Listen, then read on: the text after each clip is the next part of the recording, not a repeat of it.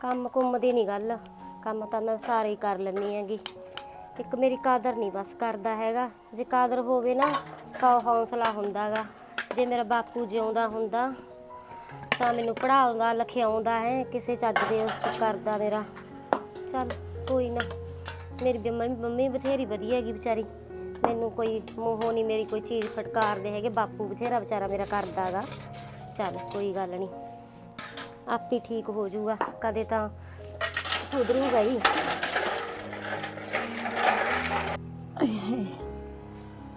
ਵੀਰੋ ਪੁੱਤ ਆ ਪਾਣੀ ਦਾ ਗਲਾਸ ਦੇ ਜਾ, ਮੈਂ ਦਵਾਈ ਲੈਣੀ ਆ, ਬਹੁਤ ਟਾਈਮ ਹੋ ਗਿਆ। ਆਉਣੀ ਹੈ ਬੇਬੇ ਜੀ। ਆ ਜਾ ਮੇਰੀ ਧੀ ਬਣ ਕੇ। ਬਹੁਤ ਸੌਗਾ ਮੇਰੀ ਨੂੰ ਤਾਂ ਭਾਈ, ਉਹਦੀ ਦੇਖ ਲਾ ਕਹਤਾ ਬੇਬੇ ਜੀ ਆਉਣੀ ਆ ਮੈਂ ਦਵਾਈ ਦੇਣਾ। ਘਰ ਘਰ ਹੋਣਾ ਇਹ ਨੂੰ ਹਾਂ ਤਾਂ ਮੈਂ ਜਿਹੇ ਜੀ ਮੈਨੂੰ ਨੂੰ ਮਿਲੀ ਆ, ਕੋਈ ਮੋਤੀ ਪੁੰਨ ਕਰੇ ਹੋਏ ਸੀ ਜਿਹੜੀ ਸਾਨੂੰ ਮਿਲ ਗਈ। ਨਹੀਂ ਅੱਜ ਕੱਲ ਦਾ ਜ਼ਮਾਨਾ ਦਾ ਦੇਖ ਲਾ, ਕਦੇ ਜਮੀ ਨਹੀਂ ਮਿਲਦੀਆਂ ਇਹ ਕਿਸੇ ਨੂੰ।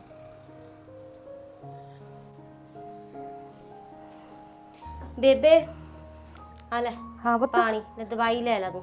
ਲੈ ਪੁੱਤ ਦਵਾਈ ਦੇ ਦੇ ਨਾਲੇ ਮੈਨੂੰ। ਹਾਂ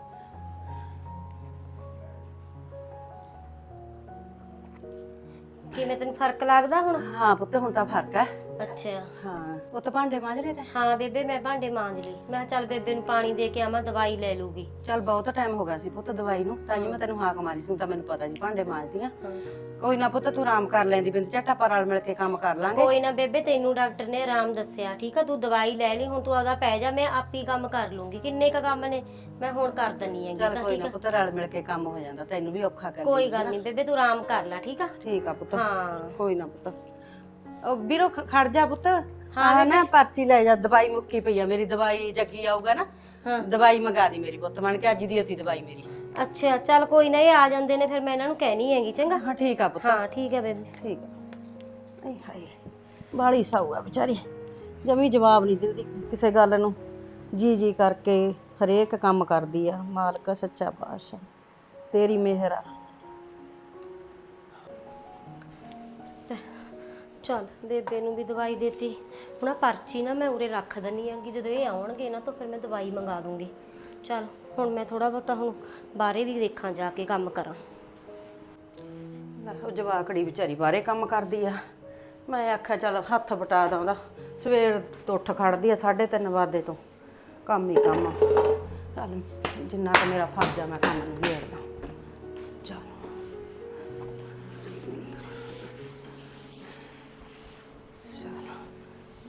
ਝਾੜੂ ਲਾ ਦਾਂ। ਤਾਂ ਗਰਮੀ ਬਹੁਤ ਪੈਂਦੀ ਆ, ਕੀ ਕਰੇ ਬੰਦਾ, ਇਕੱਲੀ ਨੂੰ ਵੀ ਔਖਾ ਹੋ ਜਾਂਦਾ ਕੰਮ ਕਰਨਾ ਉਹਨੂੰ।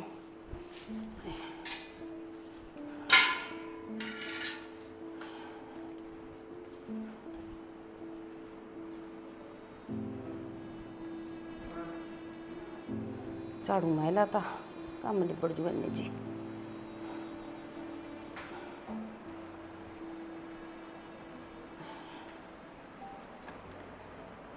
ਚੱਲ ਇੰਨੀ ਕੁ ਸਫਾਈ ਕਰਤੀ।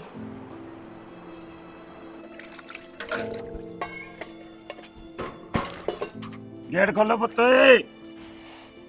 ਬਾਪੂ ਜੀ ਆ ਗਏ।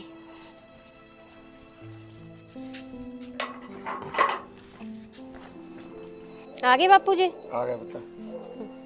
ਐ ਕਰੀਆਂ ਕੱਦੂ ਨੇ ਪੁੱਤ। ਅੱਛਾ ਹਾਂ ਬਣਾ ਲਿਓ ਹੱਥ ਨੇ। ਅੱਛਾ ਅੱਛਾ। ਤੇ ਮੈਂ ਪੁੱਛਦਾ ਸੀ ਤੇਰੀ ਬੇਬੇ ਕਿੱਥੇ ਆ? ਬੇਬੇ ਅੰਦਰ ਹੀ ਪਈ ਆ, ਉਹ ਆਰਾਮ ਕਰਦੀ ਆ, ਦਵਾਈ ਲੈ ਕੇ ਪਈ ਆ ਬਾਪੂ ਜੀ। ਚਲ ਮੈਂ ਪੁੱਛਦਾ ਜਾ ਕੇ। ਹਾਂ ਚਲੋ ਤੁਸੀਂ, ਮੈਂ ਤੁਹਾਨੂੰ ਪਾਣੀ ਧਾਣੀ ਲਿਆਉਣੀ ਹੈਗੀ ਬਾਪੂ ਜੀ।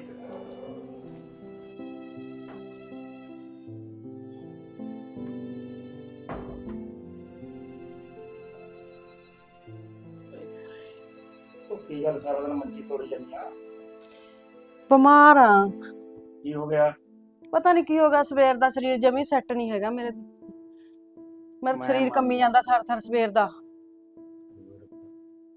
ਮੈਂ ਮੰਨਦਾ ਠੀਕ ਨਹੀਂ ਕਿ ਪਰਚੇਸ ਕਰ ਲਿਆ ਕਰ, ਮਾੜਾ ਮੋਟਾ ਤੁਰਿਆ ਆਇਆ ਕਰ। ਉਹ ਵੀਹੀ ਬਹੁਤ ਵੱਡੀ ਬਣਾਈ ਆ ਗਵਰਨਮੈਂਟ ਨੇ। ਮੇਰਾ ਕਿਹੜਾ ਜੀ ਨਹੀਂ ਕਰਦਾ ਕੰਮ ਕਰਨ ਨੂੰ, ਜੇ ਮੇਰਾ ਅੱਜ ਸਰੀਰ ਨਹੀਂ ਠੀਕ ਤਾਂ ਪਈਆਂ, ਤੈਨੂੰ ਮੈਂ ਬੜੀ ਪਈ ਚੁੱਭਦੀ ਆ। ਉਹ ਕਾਹਨੂੰ ਚੁੱਭਦੀ ਆ? ਮੈਨੂੰ ਆਇਆ ਵੀ ਤੂੰ ਬਿਮਾਰ ਨਾ ਹੋ ਜੇ, ਕੰਮ ਖੜ ਜੂ ਆਪਣੇ ਘਰ ਦਾ। ਉਹ ਕੰਮ- ਕੱਲੀ ਬਹੂ ਵਿਚਾਰੀ ਸਾਰਾ ਦਿਨ ਲੱਗੀ ਰਹਿੰਦੀ ਆ। ਹੁਣ ਮੇਰਾ ਕਿਹੜਾ ਜੀ ਕਰਦਾ ਉਹਨੂੰ ਜਵਾਕੜੀ ਨੂੰ ਕੱਲੀ ਨੂੰ ਕੰਮ ਕਰਾਉਣ ਨੂੰ, ਮੈਨੂੰ ਜੀ ਕਰਦਾ ਵੀ ਮੈਂ ਉੱਠ ਕੇ ਕੰਮ ਕਰਾਵਾਂ ਉਹਦੇ ਨਾਲ।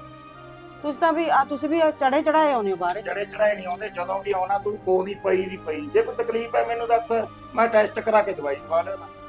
ਕੋਈ ਨਾ ਕਰਾ ਲਿਆਉਂਗੇ ਸ਼ਾਮ ਨੂੰ, ਹਜੇ ਧੁੱਪ ਬਹੁਤ ਪੈਂਦੀ ਆ ਬਾਹਰੇ। ਆ ਲਓ ਬਾਪੂ ਜੀ ਪਾਣੀ। ਲਿਆ ਪਾਣੀ ਨੂੰ ਕੀ ਇਹਦਾ ਹੱਥ ਸੁੱਕ ਗਿਆ, ਸਾਰੀ ਦਿਹਾੜੀ ਤੱਕ ਇਹ ਤਾਂ ਪਾਣੀ 'ਚ ਰਹਿੰਦਾ। ਆ ਦੇਖ ਲੈ ਪੁੱਤ, ਹੁਣ ਖੜੇ ਬੈਠੇ ਨੂੰ ਨਹੀਂ ਦੇਖਦੀ। ਚੱਲ ਕੋਈ ਨਾ ਬਾਪੂ ਜੀ, ਦੋਨਾਂ ਜੀਆਂ ਦੀ ਕਾਹਦੀ ਲੜਾਈ ਹੁੰਦੀ ਆ, ਦੋ ਭਾਂਡੇ ਨੇ ਖੜਕਦੀ ਹੁੰਦੇ ਨੇ ਕਹਿੰਦਾ ਘਰਾਂ 'ਚ।